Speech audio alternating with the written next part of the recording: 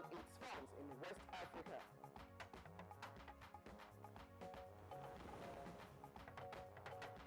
Federal government to directly impact the lives of more than 8 million Nigerians in different social investments.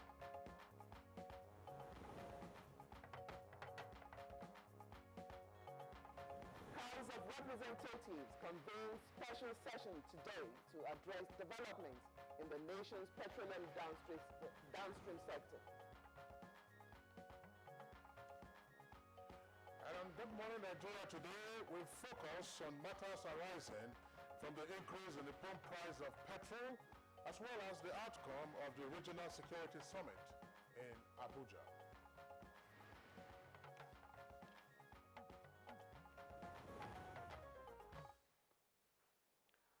Boko Haram, a terrorist group operating in the northeast of Nigeria, was named in the latest Global Terrorism Index as the most deadly terrorist group in the world in 2014. And the United Nations said the group is posing of the summits coming 2 years after the first one in Paris. What are the decisions reached in the areas of military cooperation and also intelligence sharing that will prevent future threats from this deadly group? This will be the first issue of discourse on today's program. And also, we have a lot of controversies still trailing the increase in the pump price of petrol. This is another subject we'll be taking a look at in today's edition of Good Morning Nigeria. Well, Globalcom, one of Nigeria's telecommunication providers, has something to offer in this edition of the program. Welcome. My name is Blessing Abu. It's Good Morning Nigeria. And I'm Kingsley Osadolo, and I join Blessing in welcoming you to this edition of the program, hoping that you had a nice weekend. And as usual, we're broadcasting live on the network service of the Nigerian Television Authority. In the course of the program, we indicated already that we have 3 items. The first is dealing with the outcome of the Security Summit that took place, that ended over the weekend in Abuja. And second one, of course, is on matters arising from the increase in the pump price of petrol, plus the Globalcom special. But in the meantime, we're going over to the newsroom, and here is Lydia Sampson as our guide. Hi, Lydia. Kingsley, and same to you there, Blessing, even though I'm very jealous of your top this morning. And here's the news. President Muhammadu Buhari says Nigeria will stand shoulder to shoulder with other countries in the fight against terrorism in all its forms in West Africa. Defense correspondent Mohammed Abdul Kadir reports that President Buhari gave this assurance at the end of the Second Regional Security Summit in Abuja. Without the steadfast support, invaluable contributions and sacrifices of my brothers and presidents of Cameroon, Chad, and Niger, as well as the Republic of Benin, I am convinced that the great solidarity and good neighborliness demonstrated by all countries in the region would be a model for other regions faced with similar challenges. Indeed, our quest for peace, security, and social welfare has led us to instigate development plans in addition to security mechanisms at both sub-regional and regional levels. The need for government, the Nigerian Red Cross, and other international agencies to work out a missing persons registration exercise and facilitate family reunification for victims of Boko Haram insurgency has been stressed. Adeyemi Omojola Fatoba reports that this was part of recommendations of international agencies at a forum in Washington, D.C. The bull by the horns on a military side. More data and evidence we have on the conditions of the girls, what services are reaching them, what is lacking, the more the better. And to raise their expectations to be able to live in safety and security, I think we will be able to reduce the incidences of violence. The federal government says it will directly impact the lives of more than 8 million Nigerians in different social investment as contained in the 2016 budget spending that will provide succor and be a ready-made palliative to ordinary Nigerians. This was contained in a statement by the Senior Special Assistant on Media and Publicity to the Vice President, Mr. Laulu Akande. He said details and a breakdown of the interventions and palliatives, which will be starting in a matter of weeks, include direct payment of 5,000 monthly to 1 million extremely poor Nigerians for 12 months, as provided for in the 2016 budget, for which 68.7 billion naira has been appropriated. It includes direct provision of very soft loan for market women, men and traders, artisans and agri workers to a total of 1.76 million Nigerians. Without the conventional collateral, some of the traders, he said, will likely get about 60,000, adding that a total sum of 140.3 billion has already been appropriated for this in the budget. The senior special assistant to the vice president also said the 5,000 social investment programs of the Buhari administration is a ready-made palliative to lift Nigerians from poverty and economic hardship. In its bid to remain responsive to its constituents, the House of Representatives is convening a special session today by 12 noon at the House chamber. Speaker Yakubu Dogara, who made this announcement, explained that special session is on developments in the petroleum downstream sector in Nigeria. The session will also include presentation and interactions from the Minister of State for Petroleum, Ibe Kachiku.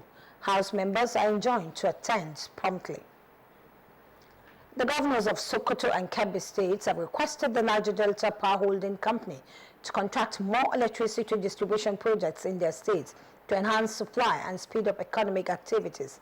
Inspecting some of the projects in Sokoto, Governor Aminu Waziri Tambuwal expressed satisfaction with their delivery and quality of work. To have one around Kilgore that will also supply power to the southern part of the state and eastern part of the state, and also in some parts of Sokoto metropolis, particularly Kalambaina, Bore, and the rest of areas. So in Kebbi State, Governor Atiku Bagudu, who received NIPP officials, asked them to consider the state as a power generation hub. The team also visited projects in the Daura town of Katsina State. And that ends the news this morning. It's back to Blessing and Kinsley for the continuation of Good Morning Nigeria. Okay, thank you very much there, Lydia Sampson, for the news on Good Morning Nigeria. We'll take a short break now. When we return, it will be time for our business package.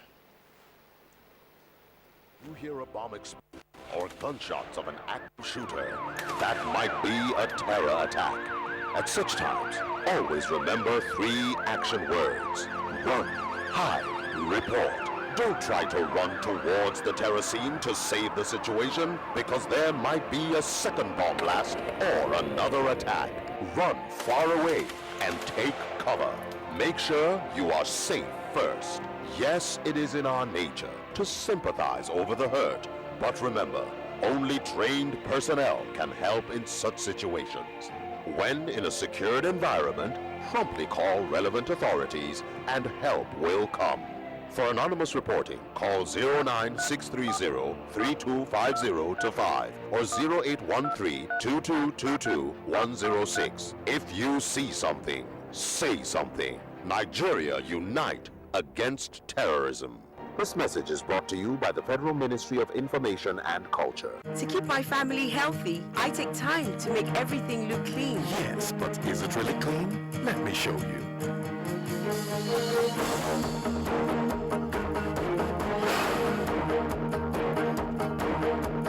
This is why 80% of hygiene-related illnesses are acquired at home. Some cleaners don't kill germs, others kill germs, but don't clean properly. The new Dettol Multi-Surface Cleaner.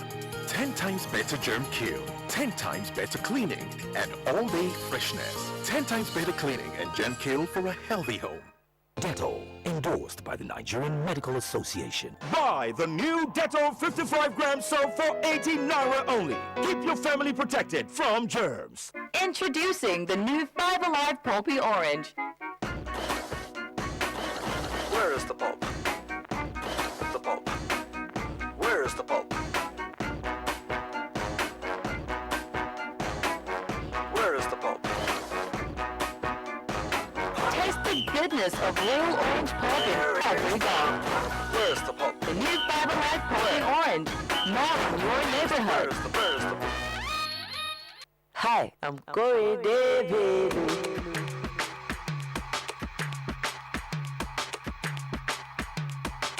Maven. Okay, guess what? Police force is more efficient and more proactive than ever. All we need to do is trust the police and partner with the police. I don't get that lot. God, you. The police is here to protect and serve you. All they need is your cooperation. If you want somebody, so I'm calling on all communities to cooperate with the police to ensure fast response in case of any emergency. Police are your friend.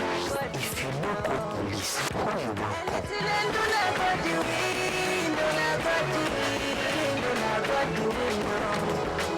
I don't change my name to God you win. This message is from the Nigeria Police Force.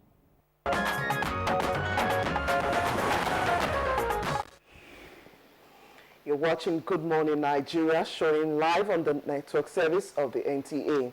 Time now for our business reports.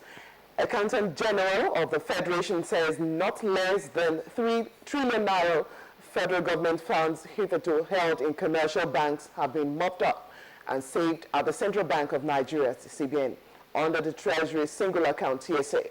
Fiscal Policy Program, details of this and more with Joy Uzo in our business news. The Office of the Accountant General of the Federation, OAGF, has revealed that as at the end of March, not less than 3 trillion naira federal government funds hitherto held in commercial banks have been mopped up and saved at the Central Bank of Nigeria, CBN vault, under the Treasury Single Account TSA Fiscal Policy Program. The Accountant General of the Federation, AGF, Alhaji Ahmed Idris, who said this, also noted that the number of ministries, departments and agencies on the TSA has risen to 976. He said that the successful implementation of the policy rests on a tripod which includes the collection of MDA receipts, payments and budgetary control of their spends. Noting that with the new fiscal regime, government has stopped borrowing from itself, he explained that commercial banks used to lend government MDA's idle balances through treasury bills and other short-term instruments, as well as direct lending to agencies at very high interest rates. Idris noted that the two core systems supporting the TSA are the Government Integrated Financial Management and Information System, domiciled at the OAGF, and the CBN Payment Gateway called Remitter, which were integrated and deployed in 2012. A turnover of 1.826 billion shares worth 14.468 billion naira in 20,058 deals were traded last week by investors on the floor of the Nigerian Stock Exchange, in contrast to a total of 910.659 million shares valued at 6.409 billion naira that the exchange earns the week before in 15,023 deals. Here is a graphic summary of trading on the floor of the Nigerian Stock Exchange for Friday, 13th May.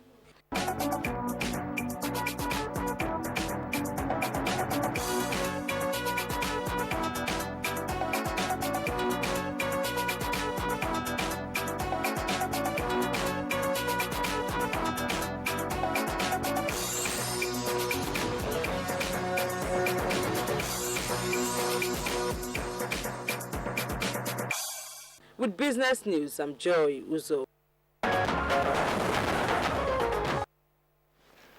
All right, Joy Uzo, thank you very much there for the business news and Good Morning Nigeria. Now it's time for us to take a look at the headlines in some of the papers we have this morning.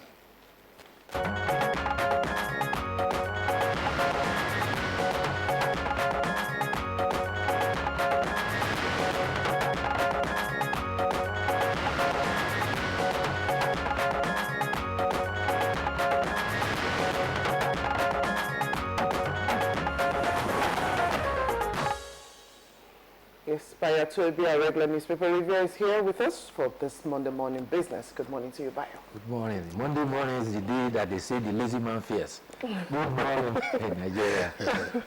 We'll talk about the fears later. Okay, the Punch is what the paper I'm starting off with this morning. I have just below that the leading headline: fuel price hike. Federal government meets Labour today as reps summon Kachuku. The details you find on pages 2, 18, and 30. But there is a rider to that. Dollar shortage stalls fuel imports. And just below that, beside the photograph, you have airlines cancel flights over aviation fuel scarcity. You find the details on page 35. Northwest governors meet to tackle crime and boost agric. Gunmen abduct two Reverend sisters, demand 20 million naira ransom. The details of that you find on page 4. But back to the labor fuel issue. Federal government's labor leaders meet over fuel price. That is how the Daily Trust captures its own headline, the leading headline there. Reps hold special session with Kachiku today. The story, of course, continues on page 5, but it starts off on that front page. Kingsley? Well, yeah, let's go over to the Nation newspaper. Nation newspaper, the lead story has a double-decker headline, and it reads, pressure mounts on unions to shelve fuel price strike. And federal government calls for talks. That's one of the writers. Second writer says, Chambers, Bonegi, and CSOs seek peace. Now, above that, two other headlines says 8 million to benefit from budget's social investments. And then 2 million tons of petrol stuck on high seas. That's the story on the front page also of the Nation newspaper. And then just below the photograph on the front page there, it says PDP crisis. That's a kicker. Sheriff begs aggrieved leaders with a rider. BOT, that's Board of Trustees, and lawmakers meet. And there's a strip of headlines also at the foot of the front page of the Nation. Discos begin mass disconnection over 93 billion naira debt. That's on page 8 in greater detail, and on page 39, 3 militants killed. Now, for the Guardian newspaper, the lead story, again a double-decker headline, says government to propose 45,000 naira wage meets labor today. And it has three riders to that headline. Workers to reject downsizing of public workforce, and fuel scarcity persists despite price hike, and naira may exchange for 283 naira to the dollar. But of course, just below that, there's another headline by the Guardian. It says CBN debunks reported plan to devalue naira, and non-performing loans in banks freeze credit flows, and Nigeria to start exporting rice in 2 years. Above those headlines, Delta community protests raid by soldiers. And then also below that, that's the second lead story, by the way. It looks like a third lead story. It's 62.72 billion naira of 6.06 trillion naira budget to pursue diversification. And defense capital spending up by about 100 billion naira, and education 11 billion naira. And also on the front page there, that's the headline, but details on page 9. Nigeria, EU, and US to halt extreme ideologies in Africa. Bayo. Well, where do we start? Let's take it from the perspective of internal security. Already, 5 persons said to be among those bombing Chevron pipeline activities have been arrested by the defense headquarters. They were arrested at Makabara, and Vanguard reports that the sources say that they have been relocated to the 19th Battalion, Koko. Also, on the Nigerian-Cameroon border, the Joint Task Force have also arrested a military commander of Boko Haram. In that area also, 58 insurgents were killed in the clash, and a forest called Madayawa, which is around the border between Nigeria and Cameroon, was where this took place.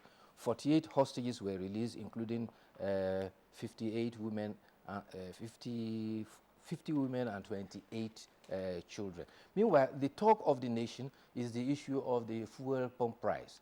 NLC, TUC have jointly issued a 72-hour ultimatum so that by midnight of 17th of May, they will shut down the nation. However, there have been overtures to them for dialogue. Guardian reports that at 3 p.m. today, they expected a delegation led by the Secretary to the Government of Federation, Babachir David Lawal, will lead that party. However, it's also been pointed out, there not being a trade dispute, it is illegal for NLC and TUC to give that kind of threat, and that threat to call workers off is illegal. They are saying that the contention here is petroleum pricing. There's no trade dispute. Be that as it may, they said the Minister of State is also to brief the House of Representatives about at an emergency closed door today. All this is about measures at the pump price. However, like Kingsley read earlier on, federal government is said to be armed with a proposal of 45 naira minimum wage. You recollect that 45,000 naira minimum wage. You recall that about 2 weeks ago, on May Day, Labour had proposed 56,000. In fact, Edo State government has already come up with 25,000 as a measure. Is there a law backing that in Edo State? Well, at least it's a proposal and it will go through the works. Meanwhile, Guardian says that fuel scarcity still persists in Lagos, and where it is available, it is sold between 150 to 175 naira. The Nation also reports that 75 ships are having about 2.5 million tons of petrol over the seas, but there is no money to pay for them. Therefore, very soon they will have to depart Nigerian port and go to other nations. The other area of contention is that Nupeng and Pengasan, that were at the briefing of the endorsement of the new proposal, says that they are yet to reconcile with NLC. Their own president, Olabode Johnson, says that the union is yet to do an in-house reconciliation with NLC and TUC. Be that as it may, generally, the reactions about the pump price are mixed.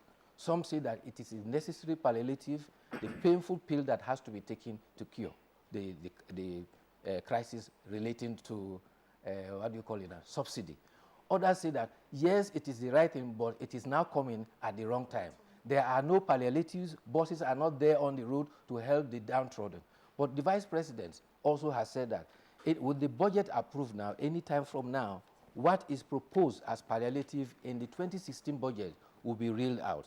The senior special advisor to the president on the media, Laulu Akande, said that some of these include 500 billion vote for social welfare, a brief payment of about 5,000 naira monthly for the less privileged, and other soft loans that will help artisans and other market people. So on both sides of the divide, there are initiatives that there is a problem that has to be solved. And then, Bayo, just before we thank you and then ask you to see us again tomorrow, there was a special intervention by the Vice President late last week. I mean, he authored a letter that was widely published in the media, both the print as well as the online media, almost a reminder of what Prince Sodemomo used to do when he was information minister under the ministry. Yes, that's right. Yeah. Okay, Bayo, I would like to thank you for being with us. We'll see you again tomorrow. I'll see you tomorrow. Okay. Yes, it's still good morning, Nigeria. Now let's move on to other items that we listed to actually bring your way today. Leaders at the second Regional Security Summit renewed their commitment to support Nigeria in her quest to stamp out terrorism, as we have here in this background report from Mohammed Abdulkadir.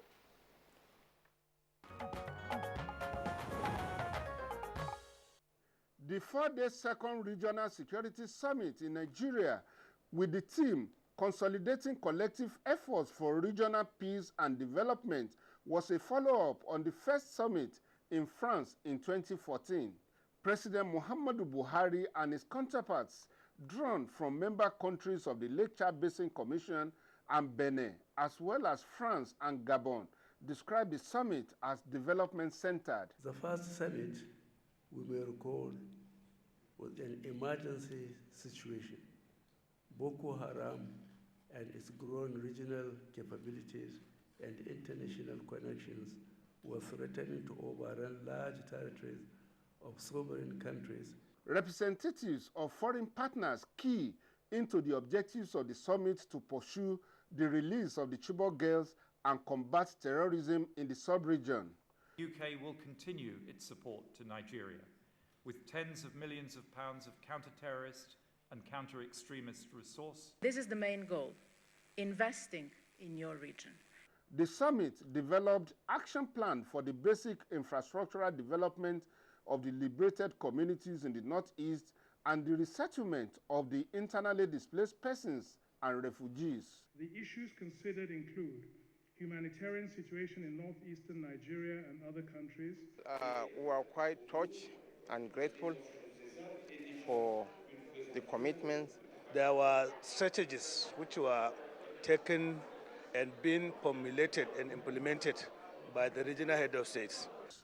The communique issued and adopted at the end of the summit gave 3 years for the implementation of the Lake Chad Development and Climate Resilience Action Plan.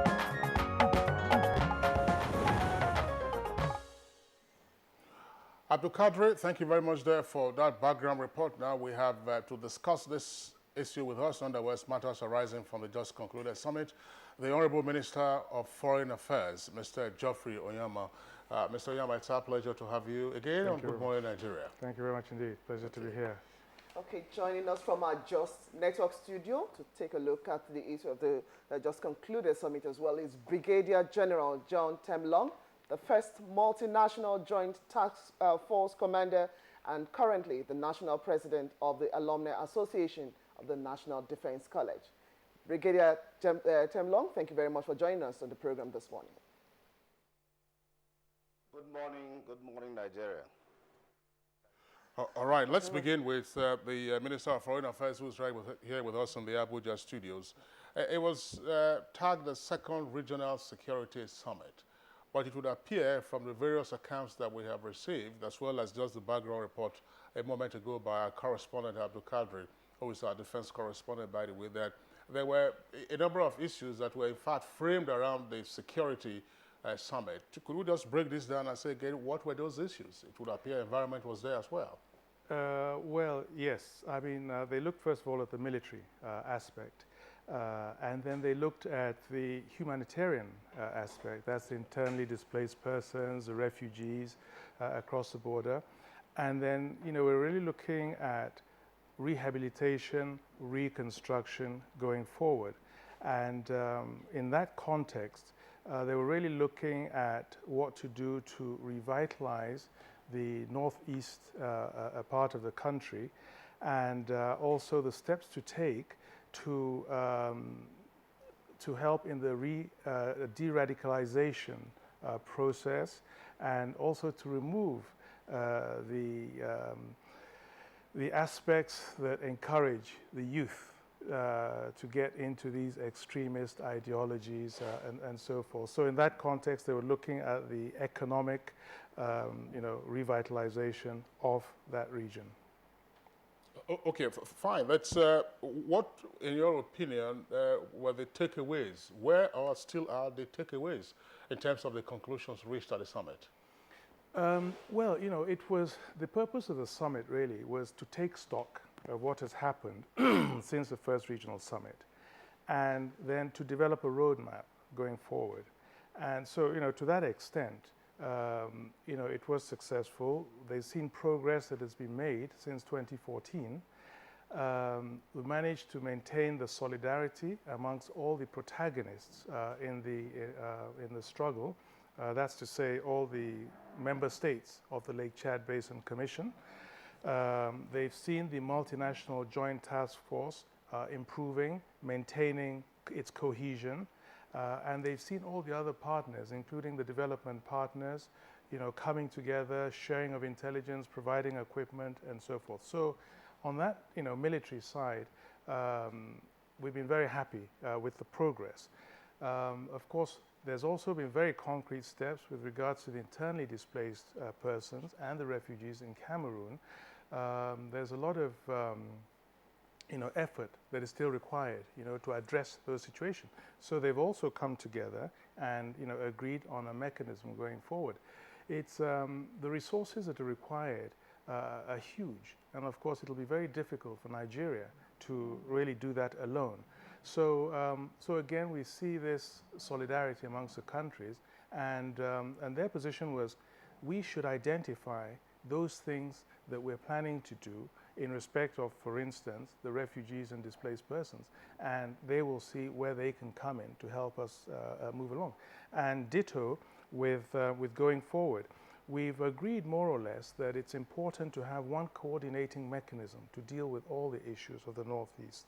So I think that's a really important step forward, because there have been some disparate, entities managing the process, and so they're clear about the kind of support they will provide to us going forward. So the takeaway is that The partners still very much on our side, very much helping us in terms of financial resources, in terms of equipment, and and in terms of support. Okay, Honorable Minister, between the first summit back in Paris 2 years ago and now, there are new challenges to be faced by nations involved in this summit. What other challenges have been thrown up for us to actually tackle, whether as a country and even for our neighbors that are actually in this fight against terrorism? Yeah, well, of course, one of the things that was coming out quite clearly is that it's not yet done. The job has not yet been completed. And we have seen that, the way of operation has changed of Boko Haram. We're seeing much more, the sporadic individual terrorist attacks and so forth. So we all have to be vigilant still.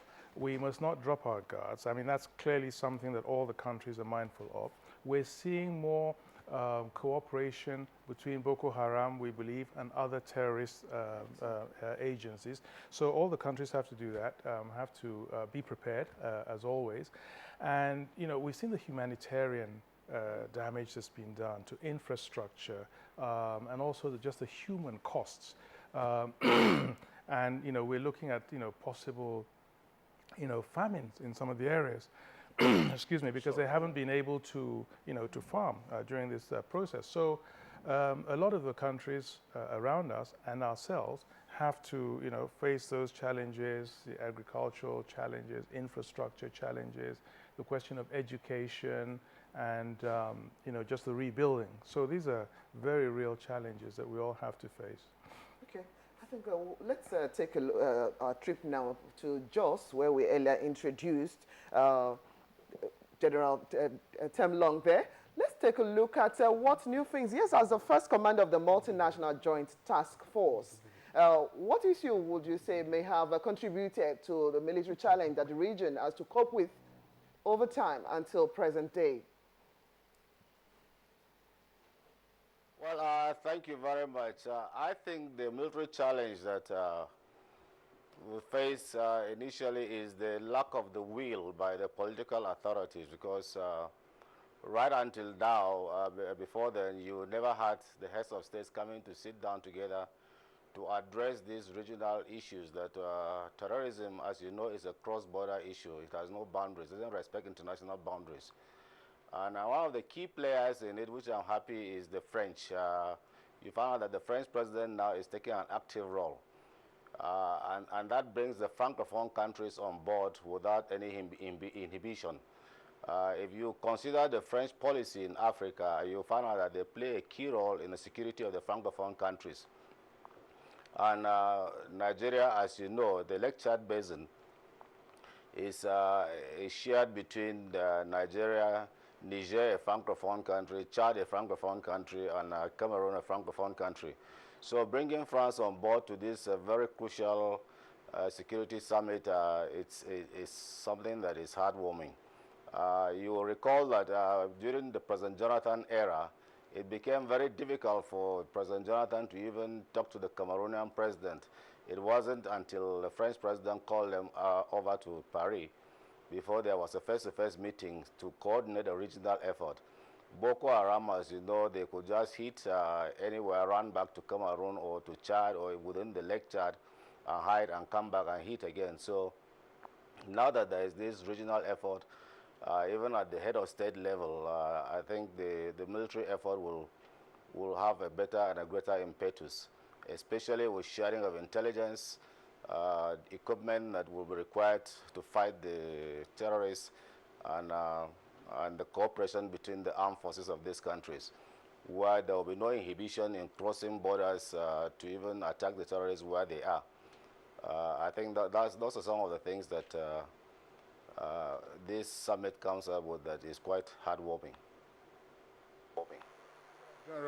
Temlong, thank you very much there for your comments. Just to further elaborate on this point, that's the military perspective. Yes, of course, we understand that the core of the summit was the Lake Chad Basin Commission. But some observers have also pointed out that considering the extent as well as the operational connections of Boko Haram and other terrorists, I was curious, for instance, that there seemed to have been no representation from elsewhere on the West African subcontinent, namely Mali, for instance, and Burkina Faso. Should that be of concern to us in terms of opening up the military strategy in dealing with both the sources of recruitment as well as weaponry for the terrorists? Well, I think that should be of concern too, but the good thing is that Benin Republic is on board and Gabon too on board, which are quite close to Nigeria. Now, the French aspect will actually take care of the Mali side, but it will be good and desirable to have Mali on board too at the next meeting. Like I said, terrorism does not respect borders, and we've known that there had been a lot of movement of arms from the Al-Qaeda in the Maghreb. The Libyan crisis made arms available readily. That's why they were able to hit Mali first, and then the concentration moved down to the Lake Chad to Nigeria. So I think Mali coming on board will be very important, and I believe that our foreign minister who is there with you will explore the possibility of having a closer tie and cooperation between Nigeria and Mali in dealing with that situation. Okay, well, straight away, let's pop the question to the Honorable Minister of Foreign Affairs. You listen to General Temlong responding to probably the need to enlarge the level of participation. You're absolutely right. I mean, it was a very good question, and clearly there is need for that. The reason why they were not included on this occasion is probably more because, this was a second regional summit. The first regional summit was very specific. It was after the Chibok girls had been, kidnapped, and it was really focusing on the Boko Haram threat, which at that time, was much greater militarily than it is today. And so we were really looking more at the Boko Haram issue and the countries that are immediately faced by that. But I think you're absolutely right. There's a need for a more inclusive, because as I said, as the General said, terrorism respects no borders, and there's a linkage amongst all these terrorist groups, and we have to really all work together. So clearly, we probably should even have had them during this meeting. Okay, Honourable Minister, let's take a look at some other issues, of course, while introducing this parts of the subject matter. We talked about other means on climate and environment being looked into. The drying up of the Lake Chad, of course, has reduced economic activities and for the region. And this also has stalled the means of people actually fending for themselves. Poverty is key. And these days of actually having soft targets being actually looked into, drawn for whatever means to actually empower them. What is the summit? What are those resolutions that the summit is going to be taking to actually look at aspects of actually taking care of these people and how to reflate or, of course, get back the activities back then? Yeah, no, you're absolutely right. It is like almost the second pillar of the summit, looking at how we provide an enabling environment for the economy to thrive, for the youth to be employed, providing education, and really stopping the, you might say almost the incentives for our youth to become easily attracted by these extremist ideologies. Exactly. So, there's, Mr. President had, during the Conference of the Parties, the COP21 in Paris, there was a meeting around this whole issue of Lake Chad. We have two issues that came up, actually, during this summit. The first one is the possibility of recharging the Lake Chad itself. You said that it's only 10% of what it was in the past. A Nigerian study has been undertaken on that. It cost about $5 million for the study. And we have a clear idea of what needs to be done. From the river in the Central African Republic being used to recharge it, but it's going to be frightfully expensive. We're looking at about $15 billion US. So it's on the table, and it's now a question of looking for partners to help finance that. It'll have to be a public-private partnership thing.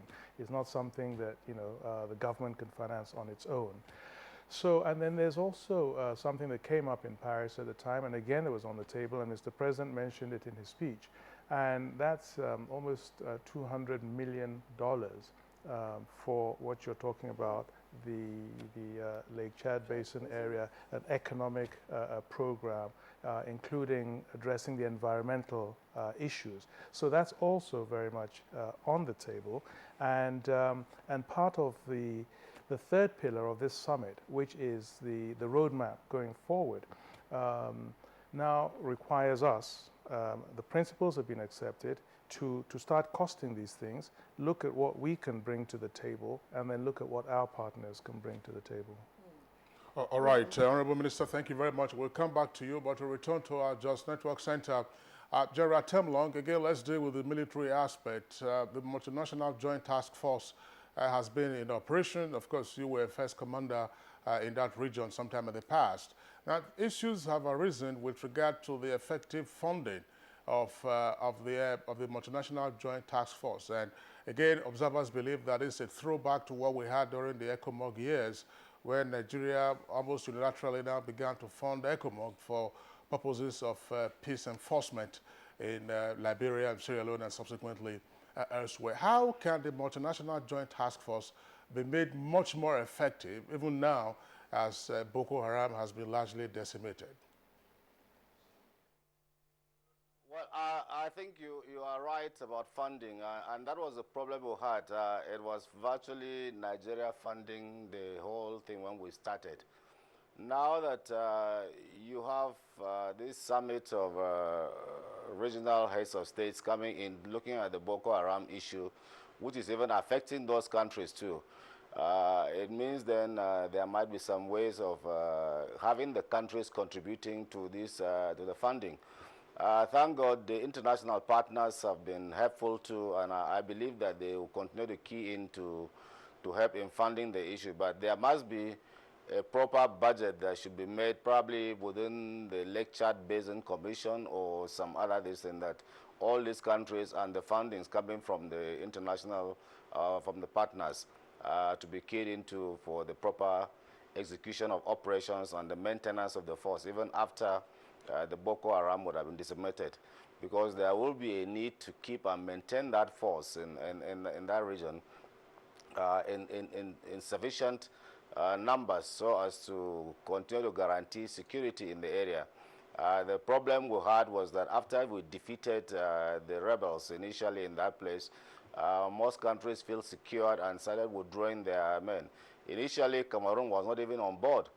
And Chad had a serious problem up in the north, so they withdrew most of their troops to face the threat coming from the north.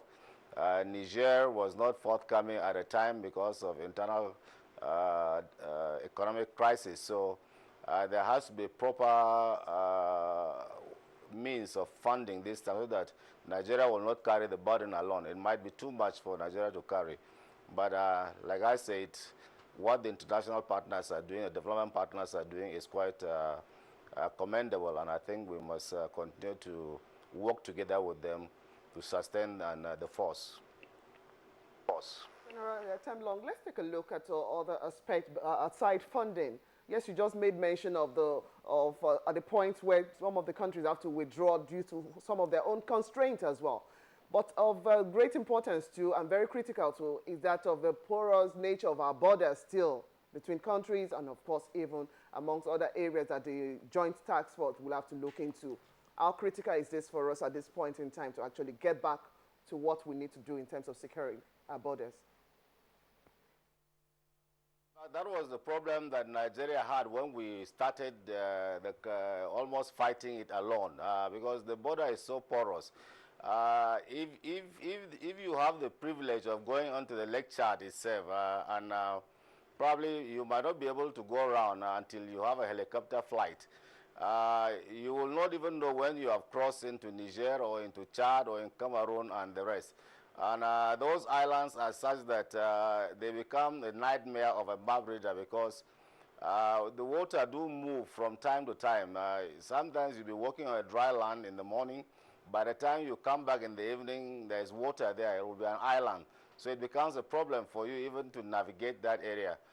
So the problem of navigation even there, because you even need flat bottom boats, not deep ones to move troops around even when there's water, because sometimes it's not very deep. And so the borders have to, as it's they are very difficult to police. When we sit down in the studios here, we assume that they are just like a line somewhere that you can see. When somebody crosses to the other side, you're already in Niger or in Nigeria, and this, and they're not like that. But that's why I said that it's important for all these countries to be on board, because if you keep just one force, a country, by the time you pursue people, they run into another country. If you cross with your own force, you have invaded that country. But that if you have a multinational task force now, where all the countries are involved, it means operating within the countries, the borders of those countries is not going to be anything like invasion. There will be closer collaboration, and that the troops will have the flexibility and ability to move across and pursue the terrorists wherever they are hiding. So it's important that we keep this force in place. It's important too that we realize that these borders, you are not going to be able to build any walls to separate them. But the important thing is that some of the areas even are inside water. So how do you demarcate it? You are going to put buoys and the rest. Probably if you do that, it might be helpful. But then policing it will be a nightmare to any country's security agency alone. Okay, General Temlong, thank you very much. We'll come back to you to wrap up the conversation. Back to the Minister of Foreign Affairs, who is with us here in the Abuja studios. Mr. Onyema, you talked about one of the outcomes being the design of a roadmap for dealing with the multifarious issues connected to the Northeast, in particular in Nigeria. Now, some questions will arise as to, for instance, what happens to the plethora of initiatives that we have had. For instance, that's on the table, the presidential initiative for the Northeast by the previous administration. We also had the Victim Support Fund, also by the previous administration. There is before the National Assembly, the Northeast Reconstruction Commission bill. And then just some weeks or months ago, governors of the northern states went to the Middle East, seeking for assistance for the reconstruction and the development of the Northeast. So how do all of this fit into the roadmap that has just been conceptualized by the Second Regional Summit? That's a very good question, and it's precisely because of the disparate nature of the elements that are coming together to address the Northeast situation that we have this need to start to have a mechanism for coordination. And it's good for us as a country that we have a more centralized coordinating mechanism.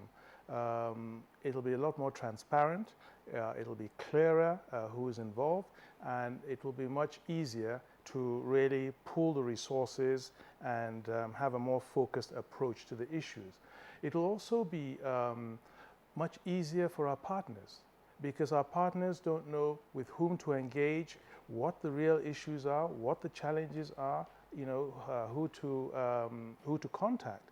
So they also are saying to us that, look, listen, we need to have a single point, focal point, and it'll be easier for us, because also as we invest funds in assistance, we want to know who we can hold to account for the use of those funds and so forth. So all in all, we agree that it is important to have a mechanism, a more centralized mechanism. So so this is what's been agreed pretty much, and this is what we intend to incorporate in a roadmap going forward. Okay, but thank you very much. Blessing, I just want to pop the last question. Maybe you can piggyback on that to General Temlong. General Temlong, military operations are important, but after you win the war, you also have to win the peace, your so-called PSYOPs. What is your take on what we are doing so far, or steps being indicated with regard to winning hearts and minds in the Northeast? Thank you very much, Kingsley. I think sometimes in February this year, the Alumni Association of the National Defense College and the Defense College itself organized a national security seminar focusing on IDPs and post-conflict reconstruction of the Northeast. And we look at these aspects in detail, and I think we sent a copy of our communique and report to the Honorable Minister of Foreign Affairs. If he has not gotten that, I will make sure that we get a copy again to him. We detail some of the problems that they have said, looking at it should be bottom up, not sitting up in Abuja or in Paris or in Washington to design a post-conflict roadmap for the Northeast. We have had problems like during the South-South, the problem was designed, the whole issue was designed from Abuja. But now we want the local people to be involved in what they want to be done. How do they want their area to be reconstructed? What are the important things? What are the priority issues that they want? They are quite instructive. And so I think to win the hearts and mind too, it's important that there must be the presence of governance in those areas. I've said in the Upton's time that there was complete absence or lack of governance in those areas at all. They were not feeling governance, especially in the Lake Chad Basin. They didn't even know whether they were Nigerians or not. They didn't feel any impact of budgets, any impact of government. In fact, I vaccinated over 40,000 children, and that was the first time they were receiving vaccination. My troops do that. And even the local government chairman in those areas, when you call the names of some of the islands and where the people were, they never knew whether they were under them or not. So I think to win the hearts and mind of these people, the governments in the Northeast, you see, at the local authority, the state government and the local must do more than what they are doing. They cannot rely on the federal government to sit there in Abuja and do everything for them. They must be responsible, they must be responsive to the needs and yearning of their people, and above all, they must be accountable to the people that voted them in. So I believe that we need to do more. There is going to be, again, the problem, we even identify the problem of how do you deal with situation where those who feel that they were unjustly dealt with because some of the Boko Haram terrorists who have repented, or as they call them, repented now, they have devastated and killed so many people. What do you do with the residual justice issue? When they come back, when these people come back and they see what they have done to them and they are moving around with them. So there has to be a comprehensive issue to see how those who are aggrieved and those who are the oppressors and the terrorists coming to live together. There must be some ways of bringing them together to see how you reconcile them and to see how even those children who have been traumatized, going to have a generation in about 10, 15 years of children who will not know their parents. And Nigerian stigma is that when they start playing with their colleagues, is that carried at Boko Haram. They will start calling them Boko Haram child.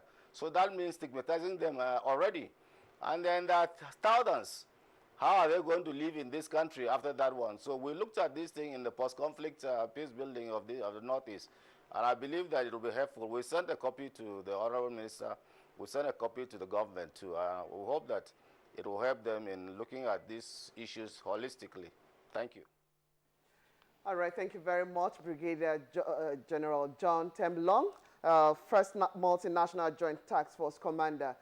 Thank you for joining us on the program this morning, taking a look at the fallout from the second Regional Security Summit. Thank you very much. Thank you very much for having me. I'd like to thank the Honorable Minister of Foreign Affairs, Mr. Geoffrey Onyema. Thank you for joining us on the program this morning. Thank you very much indeed for having me. Okay. This is Good Morning Nigeria. We'll take a break at this point. We'll be right back with the other topic, taking a look at the fuel hike. Of course, the prawn price is not what most people are comfortable with, but we'll get to see what other sides we need to look into. Ferry is now in Nigeria and invites you to the Egusi Soup Festival, where chefs and housewives compete for the very best soup. The challenge is to wash these oily pans. We choose the best-selling brand. We choose the new Ferry. Fairy is so powerful, even one drop is effective on 100% oily grease. Because Fairy is the best, it removes oily grease easily, while the chefs need to scrub and scrub. Wow, it's squeaky clean. Fairy is the best at removing oily grease. From the makers of Ariel. Are you still shaving the same old way? Shaving on dry skin can be uncomfortable. Try Gillette Bluetooth Plus. It has 2 chromium-coated blades and a lubrication strip that's activated by water. You'll be surprised just how smooth Bluetooth Plus feels. And even more surprised at the affordable price.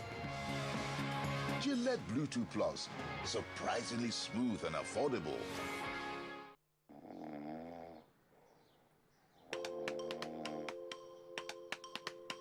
What?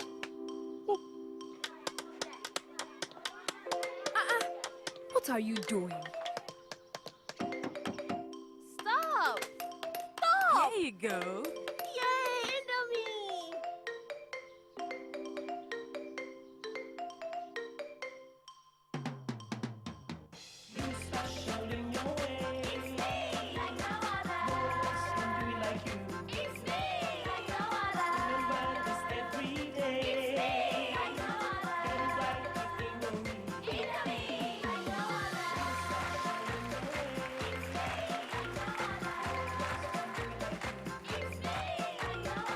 Here's to all amazing moms who identify and nurture the uniqueness in our kids. To all the unique children of the world, happy Children's Day from Indomie. Indomie noodles, tasty nutrition, good for you.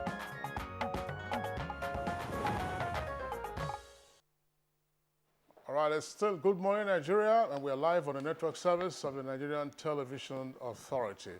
Now, the federal government last week unveiled a new price regime for petrol, also known as PMS, when the Minister of State for Petroleum, Dr. Ibe Kachuku, announced that marketers were now free to bring in cargoes and sell, subject to meeting standard quality control.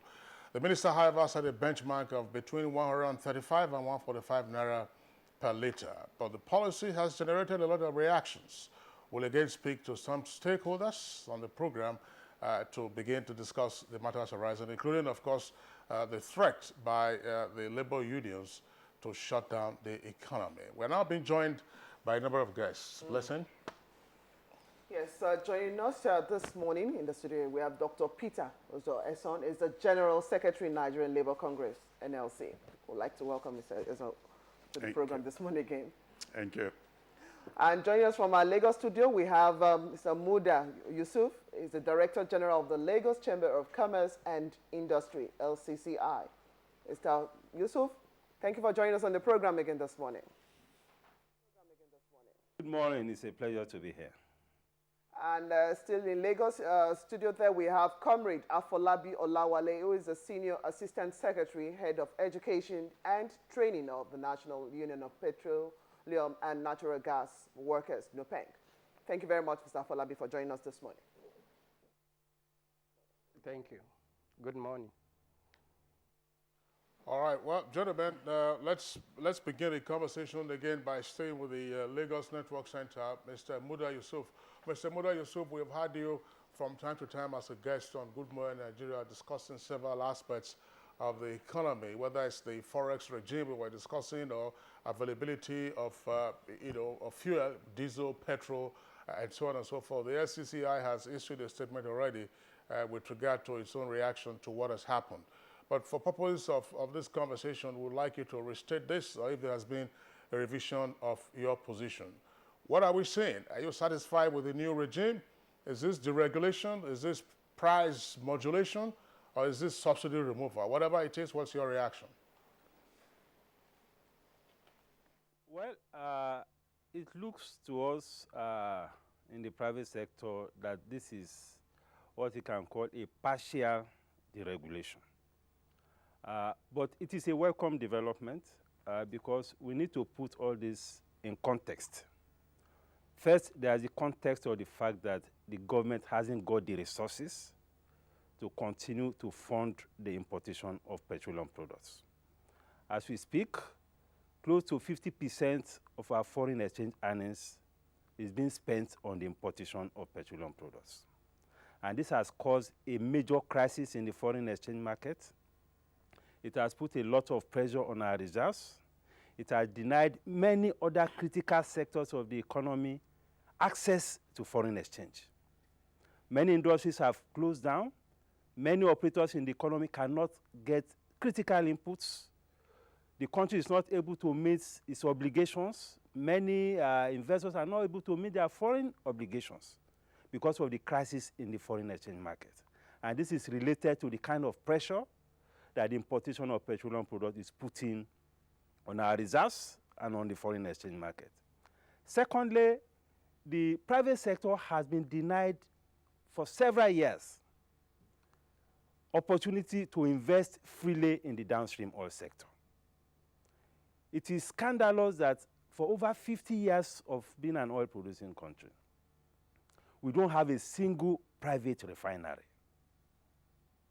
And this is as a result of these rigid policy regimes that insist that prices have to be dictated to investors. And no investor will bring his money either from within the country or from outside the economy to invest in a sector where it is the government that will be dictating the price. And for that reason, we have denied this economy a great opportunity to invest in refineries, to create jobs, and to bring a lot of value that ought to have been brought to this economy from the petroleum downstream sector. So there's a major issue about investment. Then there's a major issue of corruption. The subsidy platform, the involvement of government in this petroleum downstream has created a major platform for massive corruption. During the 2012-2011 controversy on subsidy, we had it from those reports that government spent 2.5 trillion naira on subsidy. The total budget in that year was just about 4.5 trillion. How can we continue to run an economy like that? If you continue that way, this economy will collapse. And we have to put all this in context. And we have to realize that the measure that the government has taken is the measure that is inevitable. And it is unfair to give an impression that the government has gone out to take this policy as a way to deliberately punish the Nigerian people. That is not correct. That is very misleading. We need to inform the Nigerian people correctly of the situation. The government hasn't got the capacity to continue to commit such a massive resources to the importation of petroleum products. So as much of this responsibility that you can give to the private sector to handle, we should give it to the private sector. And the private sector cannot invest in a sector and somebody, either labor or government, will be dictating the price at which they will sell. You cannot sell below your cost price. And that is what has happened in the past few months. The private sector people have invested, the military, the civil defense, we go and impose sanctions on them, sell their fuel for free, and these people keep telling the Nigerian people that this is the cost at which we have bought this product. Why should you be compelling me to be selling my product below my cost price? So we need to situate all this within the context of the current economic realities. That's our position.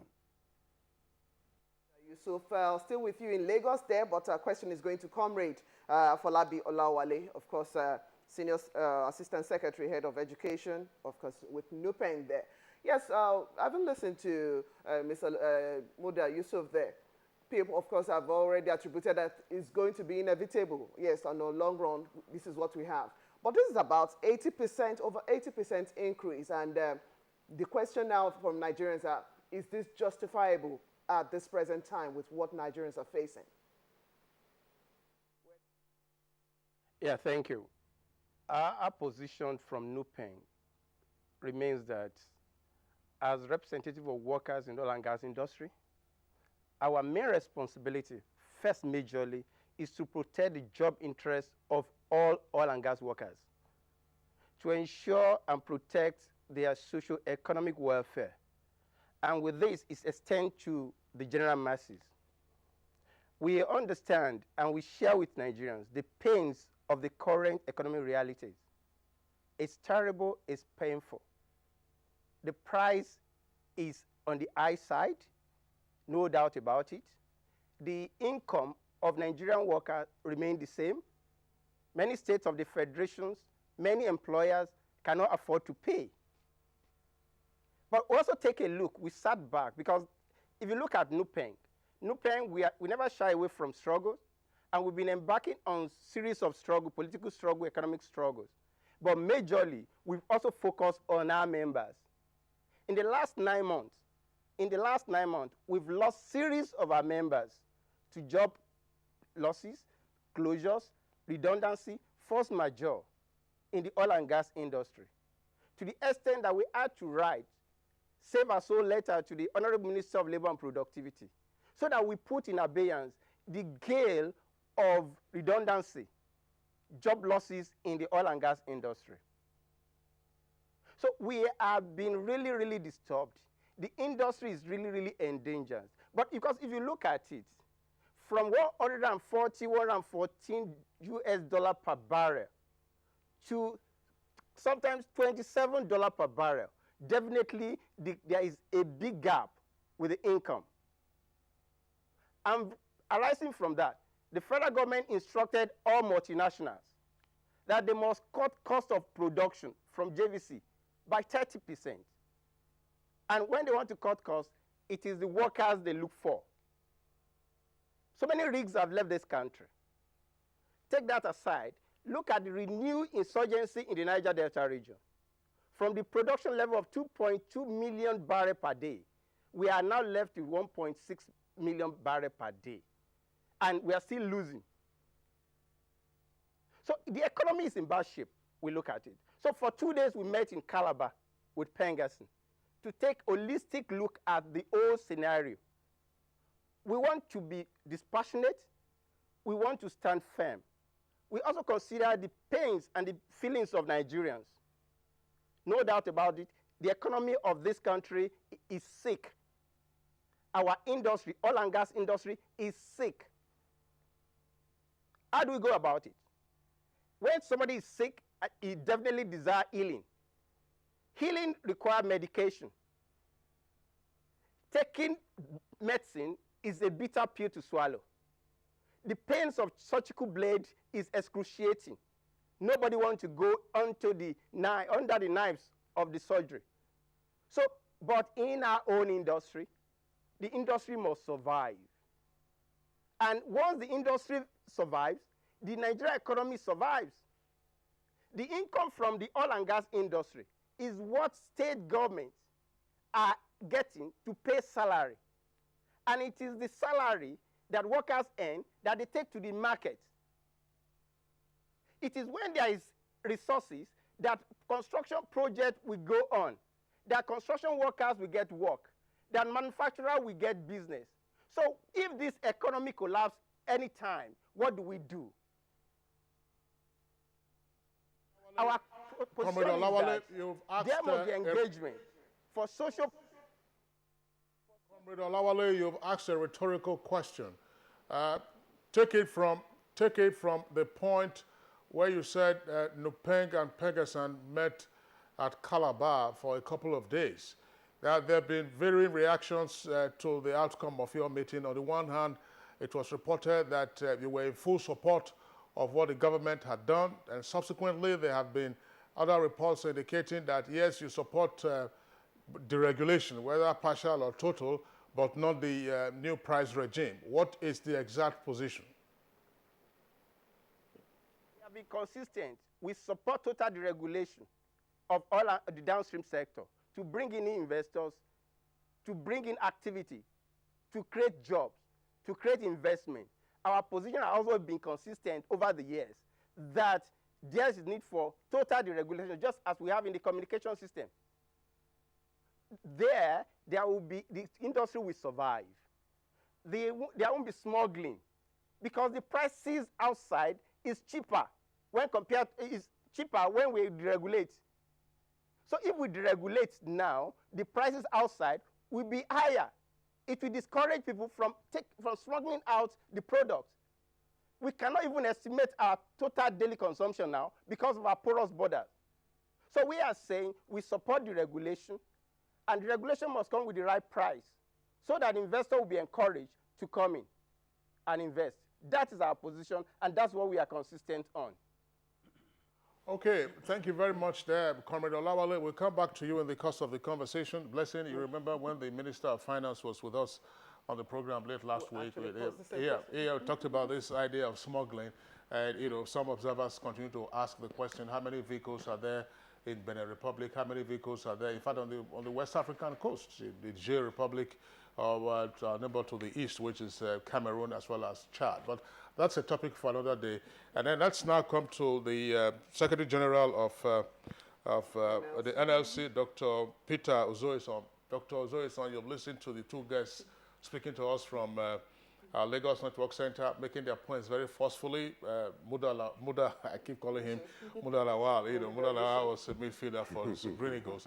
Muda Yusuf, as well as the Nupeng. Now, NLC, as well as TUC and civil society, you have issued an ultimatum.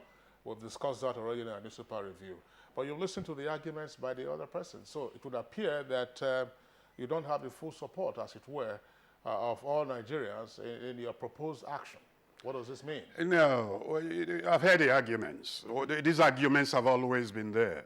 At the end of the day, it is what is the majority of Nigerians who would bear this burden, what they want. That is what I think we should be focusing on. But I think it is important that the argument that has been made, particularly by, Mudal, or the first person who contributed, I think that that's a particular perspective, and that is not the only perspective. In terms of the impact on the economy, I think we need to be careful. We need to understand what the problem is. Because, you see, if you take the price increase that has just taken place, along with the architecture that the minister has introduced, which is basically to say that private people should go and import. But in doing so, they should go to what he called the secondary market, as the black market for foreign exchange, to go and source. He was talking, the contributor was emphasizing the magnitude of what the demand for foreign exchange is for importation.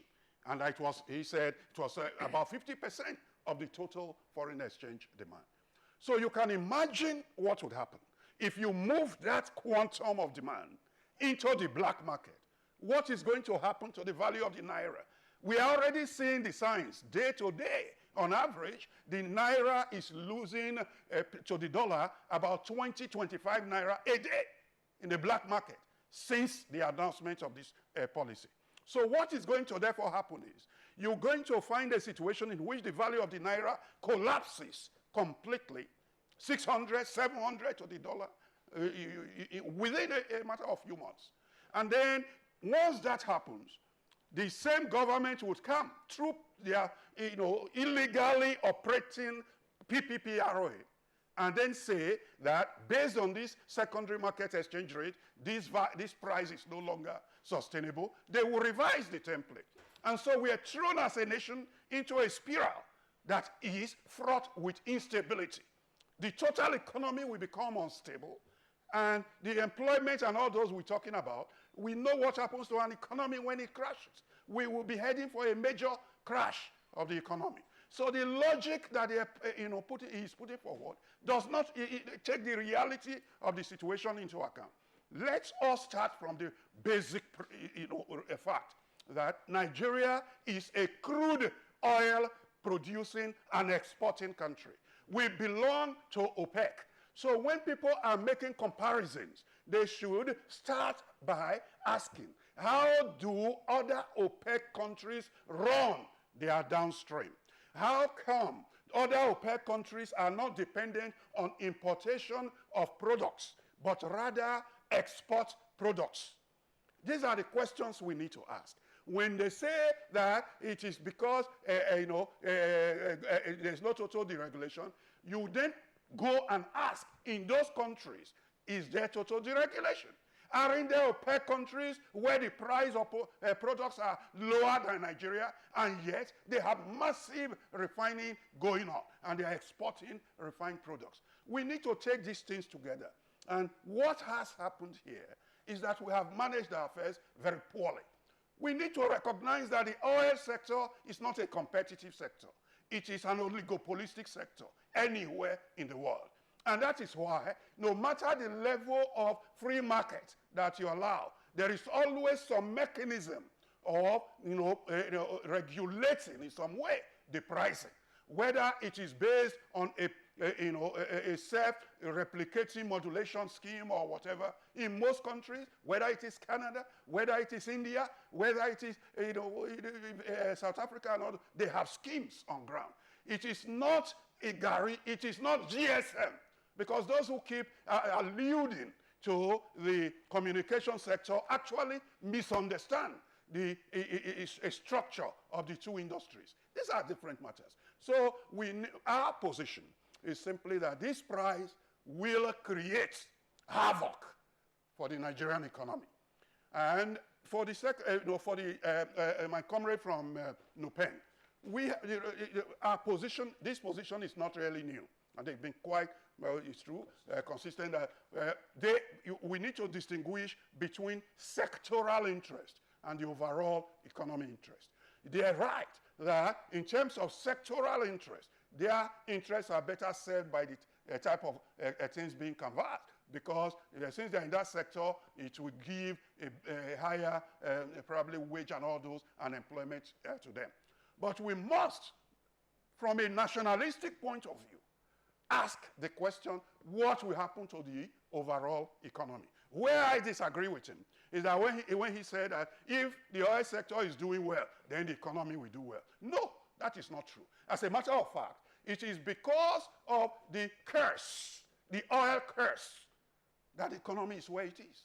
And the challenge that Nigeria should face is how to break the oil curse, the oil dependence, and diversify and do other things that will drive this economy. So we cannot continue to base arguments on the survival of the overall economy being dependent on what happens in the petroleum or oil sector. That is no longer going to be sustainable. So we do believe that for Nigerians generally, this price is impossible.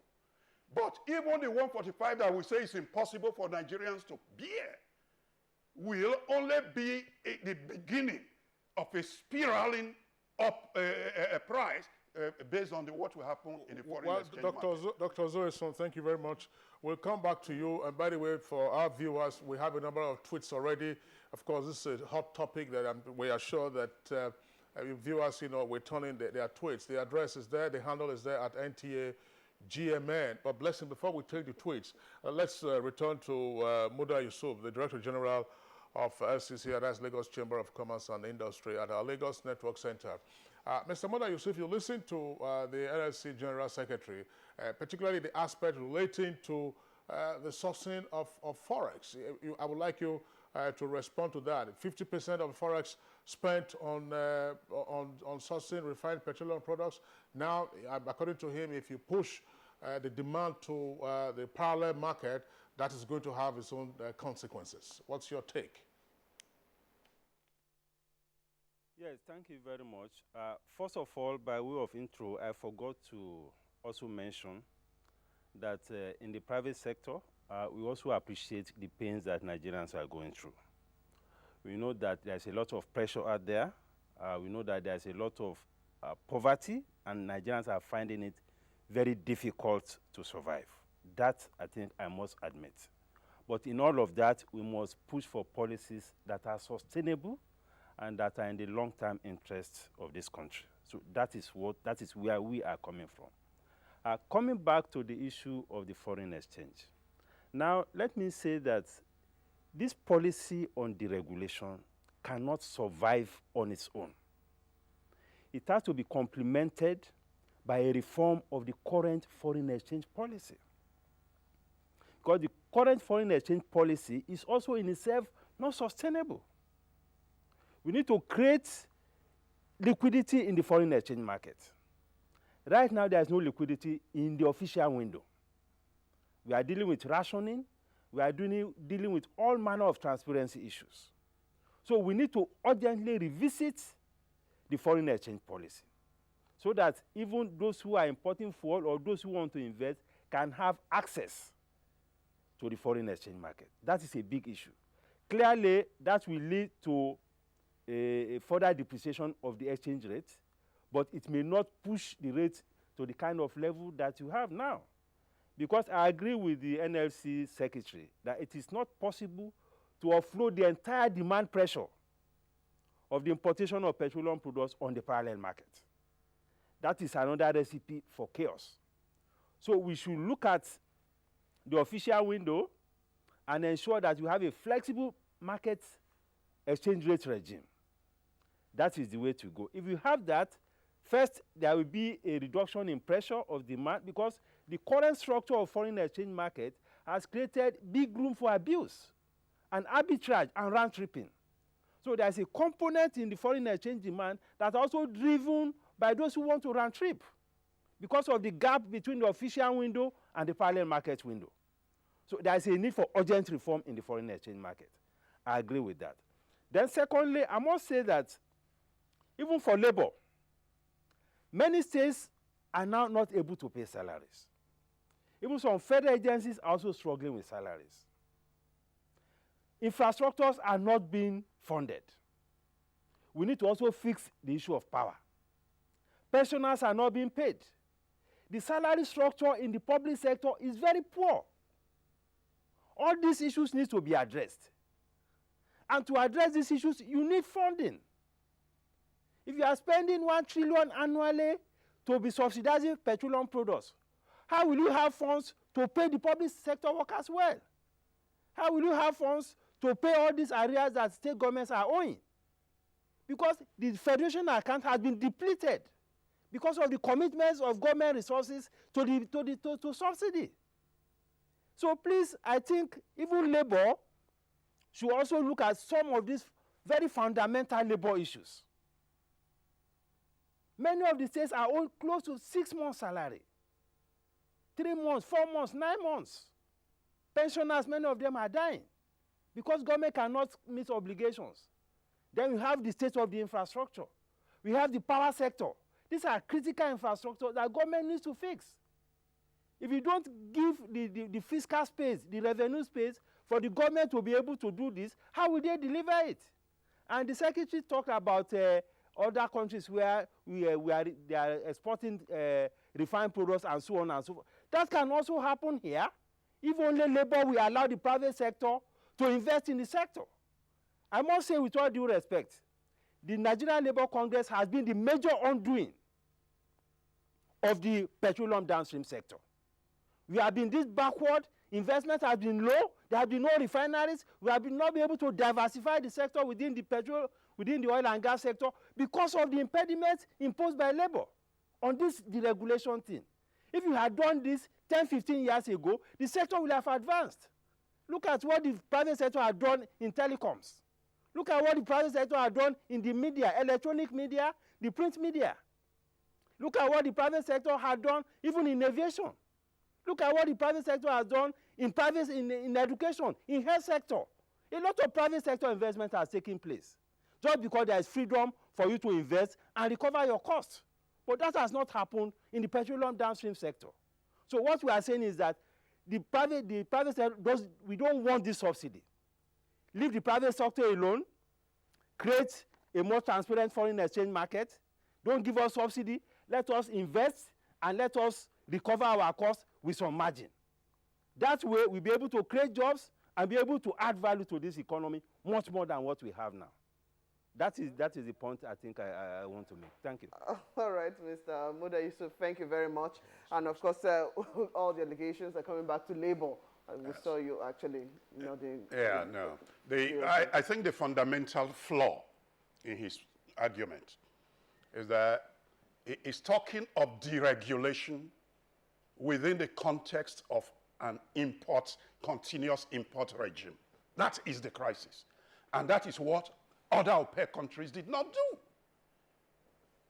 If you were talking of deregulation when you have domestic production, refining going on, all these crises we're talking about that goes to interject with the foreign exchange problem would not be there. By his own admission, he's already quickly putting in place the next step that we must do, we must devalue. Well, he says, let the exchange rate float. When it floats, we know what will happen. So we are already starting the cycle. Because once you have the exchange rate pressure that is mounted by importation of products, that creates a vicious cycle. So if we were serious about policy, the first steps to take is to ensure that we first guarantee domestic refining. And please let us be correct, let us be factual. In a number of the OPEC countries that I have looked at, some of them are actually paying lower prices for products. And in any case, many of the refineries are run by state corporations in those OPEC countries. So this thing about arguing that it is because price is not right, that the private refinery didn't come in, is wrong. It is because the Nigerian capitalist class is actually parasitical in the sense that it is more profitable short-term importation rather than investment in what long-term production. Because what you have done now is to say import, let private individuals go and import. Dangote is the only one so far who has actually come, and that was before even this, all these interventions, and has started building a refinery. As a businessman, it doesn't matter to me if I know that I will sell my product above cost and make profit. That is what is my investment decision. Whether I do that by collecting the full price from the individual consuming it, or I collect part of it from another source, it is the total collection that is crucial to me. And so that could not have been the reason why investment has not taken place.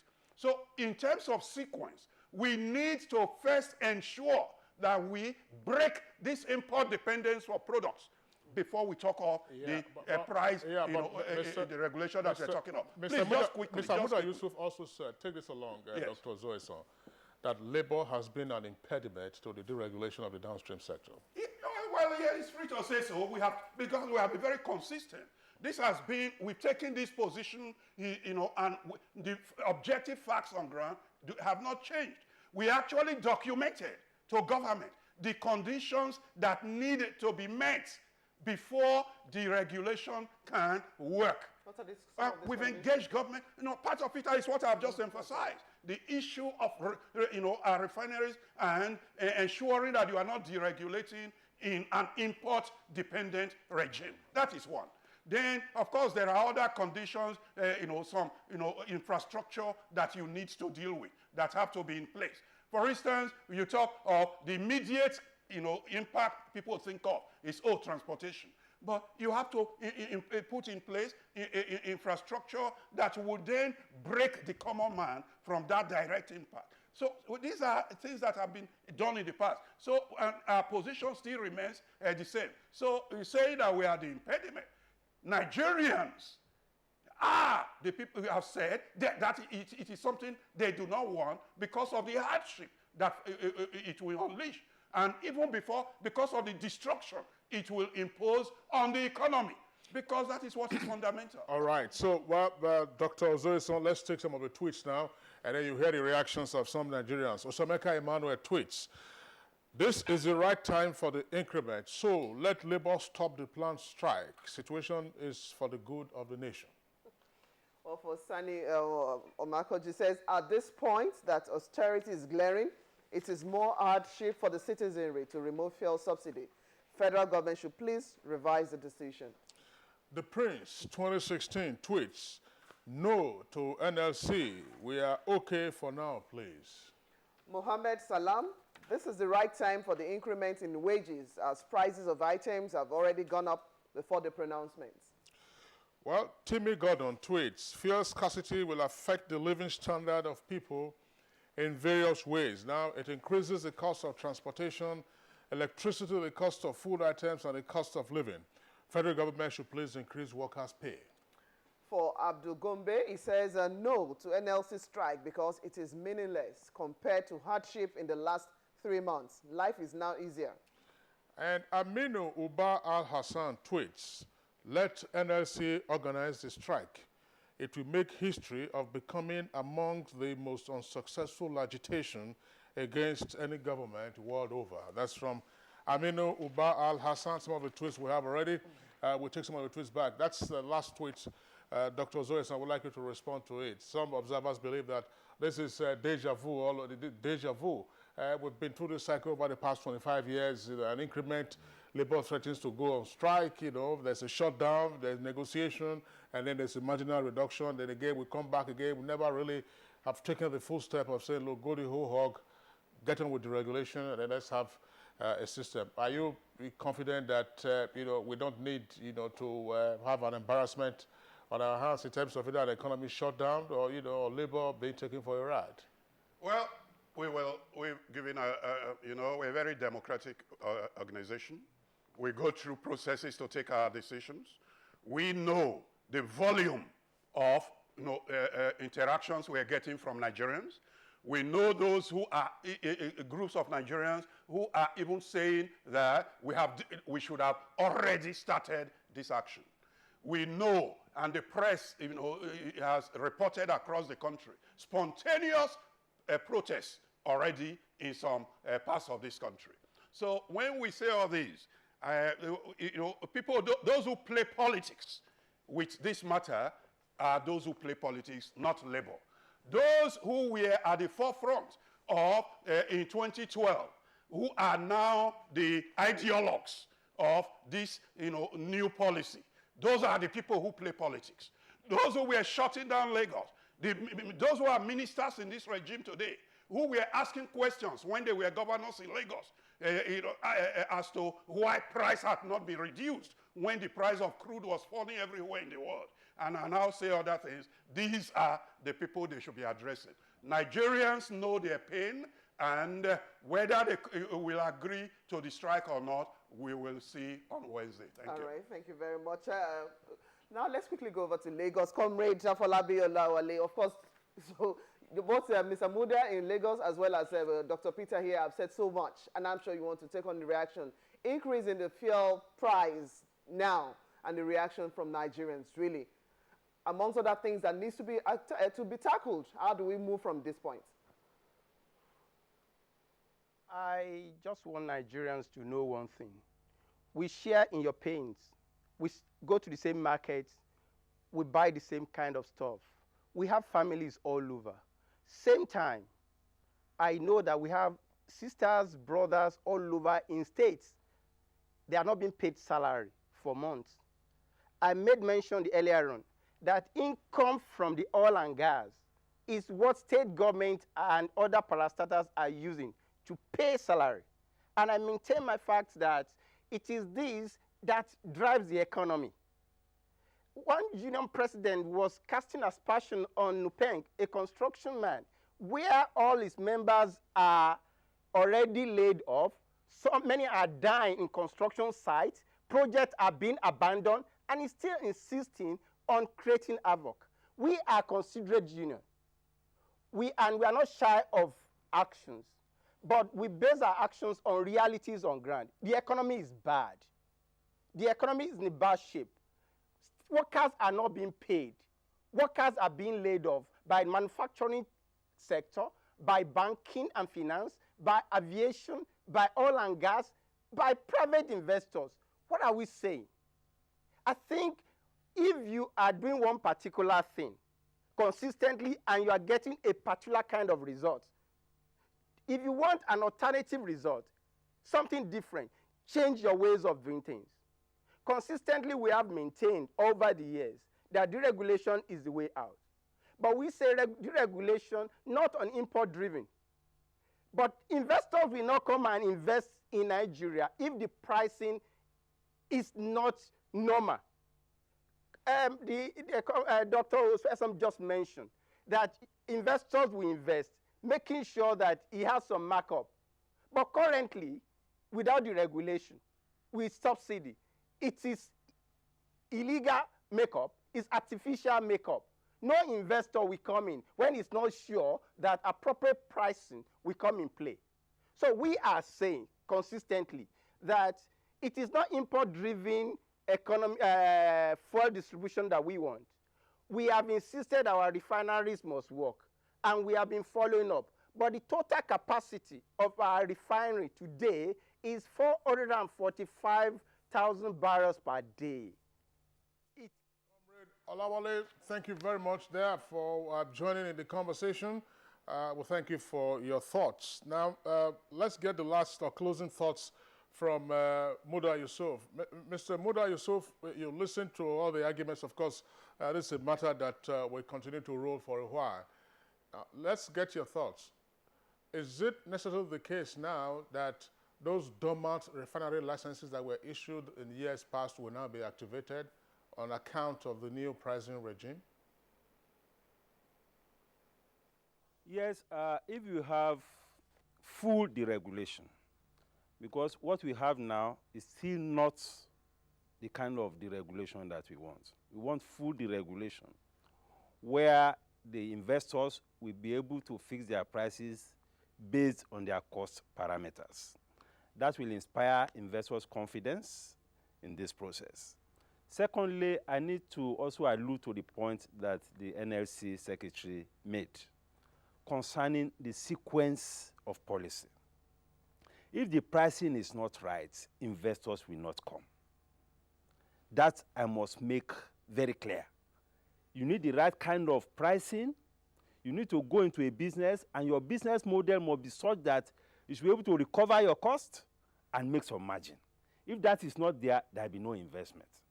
And we need investment in this economy to create jobs for our youth and to generate revenue and to make the totality of the economy sustainable. All right, Mr. Muda Yusuf, Director General of the Lagos Chamber of Commerce and Industry, thank you for a great conversation this morning. You joined us from our Lagos Network Center. All right, we also would like to come back to the Abuja studios and thank the General Secretary of the NLC, Dr. Peter Ozoison. There are reports that you are meeting with federal government officials later today at 3 o'clock. We wish you the very best. Thank you. Thank you. All right, it's Good Morning Nigeria, live still on the network service. We're taking a short break now. When we return, we'll take on Globalcom and some of its new products. My worries are now out of sight, so in the morning light I always wake up bright. New Always Ultra's Booster Gel absorbs up to 3 times more. So no matter my flow, I'm protected from stains all night. Now I wake up bright and worry-free, spreading my joy and energy. With New Always, good nights and better days. Stay happy always. Are you aspiring to become a male or female professional footballer? Get ready as football scouts, player agents, club managers, and other football enthusiasts from Spain, Italy, Netherlands, France, Belgium, and Portugal are about to storm Nigeria for Dodomayana Soccerthon. Ex-international Peter Rufai and some of his former teammates will converge on Abuja, Enugu, Sokoto, Kebbi, Bauchi, Kano, Kaduna, Plateau, Oyo, and Lagos. If you're within the ages of 16 to 21, you are eligible to register as an individual or as a team. Talented under-16 players stand a chance to get scholarships, while 18 years and above could sign lucrative deals with local or foreign club sides. For more information and registration, visit www.dodomayanasoccerthon.com or visit any bank and pay into the Dodomayana Soccerthon account using the Remitter platform. Dodomayana Soccerthon, taking football talent discovery beyond the limits.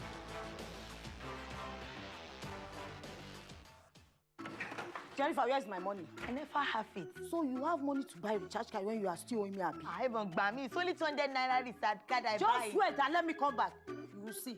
Where will I come and found this game money now? I used to call my mother. I need the money. This is Honorable's wife. Who is this? Forget flavor, hada, color about still, price, has, hada. Yes, uncle, I have bank account. Yes, you feel have the money. Get more for free on every 100 naira recharge. Enjoy 400 naira talk time to call all networks, plus 75 megabytes of ultra high-speed data worth 300 naira, which includes 25 megabytes data free to give someone. No mago. Dial *303# to subscribe to Glow Talk Special. New bag? The largest data network, Glow Unlimited.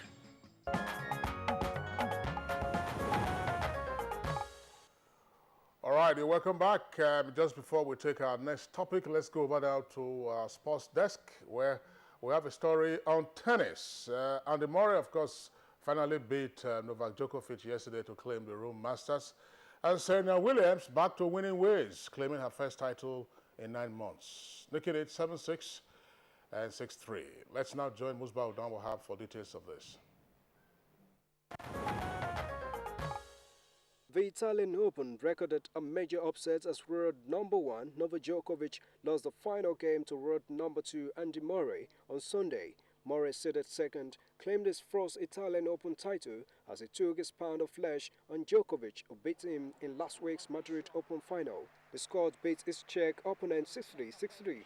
It was the first win on clay against Djokovic in 5 attempts for the Scot, who turned 29 on Sunday. Murray will return to the world number 2 ranking ahead of the French Open at Roland Garros, which begins on 22nd of May.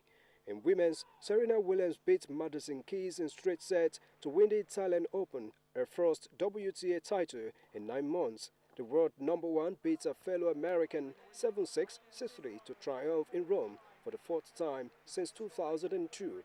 Williams, 34 years old, last won a title in Cincinnati in August and has since lost finals at the US Open, Australian Open and Indian Wells.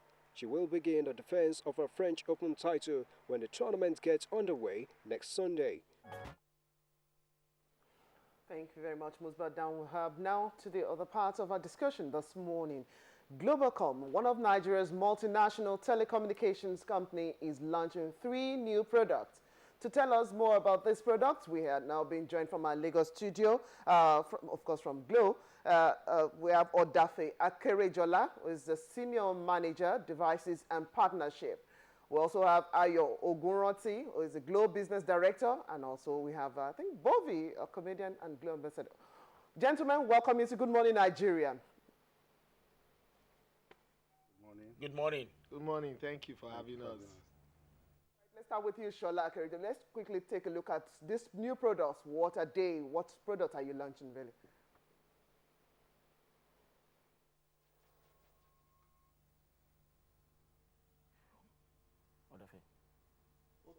Odafe Akerejola, let's take a look at these products. Really. Rundown of everything we have today.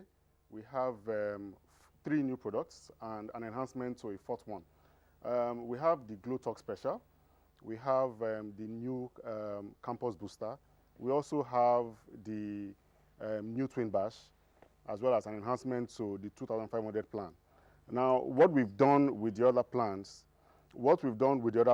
is to give you data and voice, as well as data to be able to gift to somebody else. Now, if you look carefully, all the things we've done, we've ensured that there are data elements to it. Whether you're buying voice, whether you're buying data, whatever it is, there's a data element. That's because we've seen the future. As an operator that innovates, we also know that data is the future. So we want to encourage Nigerians to be on that stand. Now, my other colleagues here will be able to tell you more about Talk Special, and then I will also talk more about the other data enhancements that we've done. Ayo Ogunranti, who is the Glo Business Director. What are the features in the other 2 products that you're talking about? Thank you very much. The Glow Talk Special, as we can see, it's a unified and unique set of packs, which gives the subscription fee actually gives six times the value of what you get. And what it means is that with just a subscription fee of 100 naira, 200 naira, 500 naira, 1,000 naira, you can get as much as 6 times the value of different products, different bouquets of data, of free voice, and all of that, which we'll be seeing. And to migrate to this particular product, all you need to do is just to dial your phone to *303#. And of course, with that star 303 hash, it gives you an options of which of the plan that you want to opt into. So that is on the that's on the unique set of packs, which is the Glow Talk Special. Also, this is available for existing and new customers who are on prepaid, and also available for them to migrate as they feel, and for them to be in any plan as they wish to.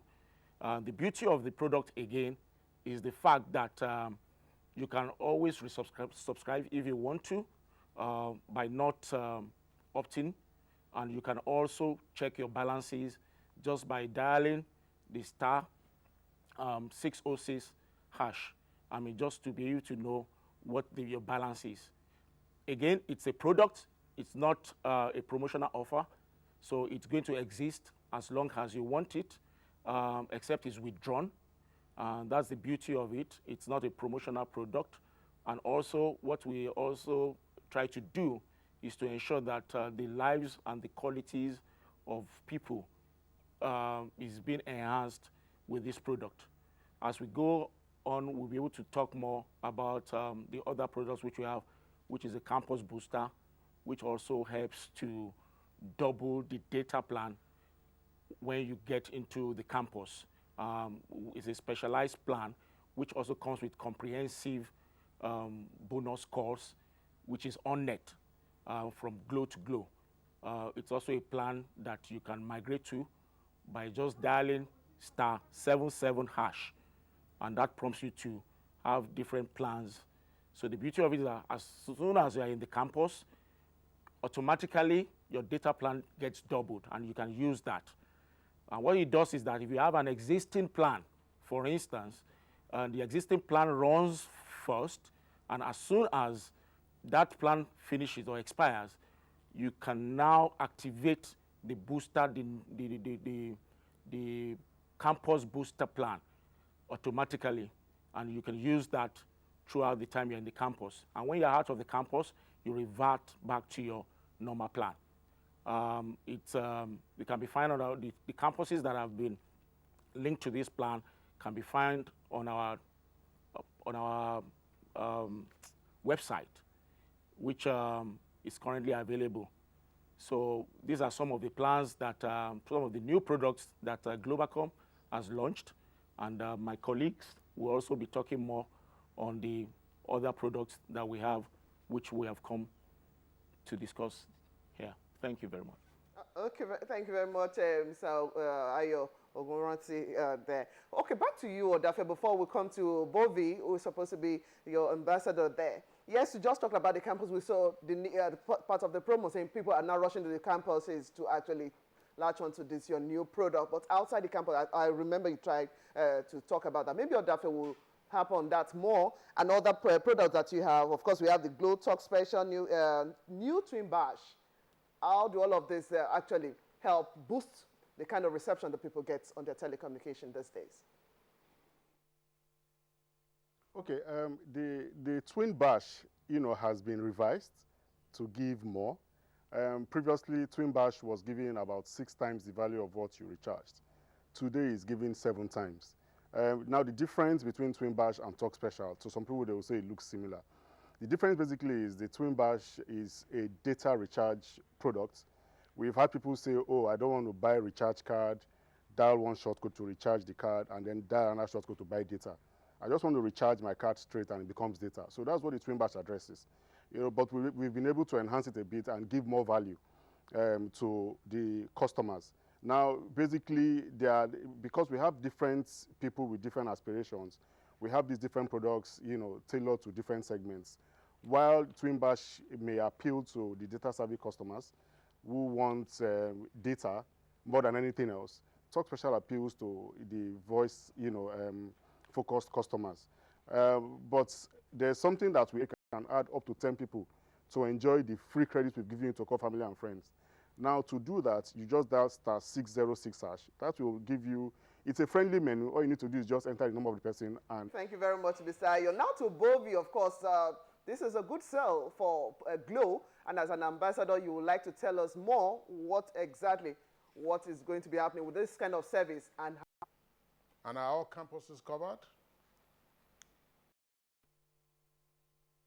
Booster is actually meant to work. Ayo Ogoroti, Glow Business Director, and also Bovi Uboma, Glow Ambassador. Thank you very much. We'll look forward to having all these products being used. Well, that's our program for today. We appreciate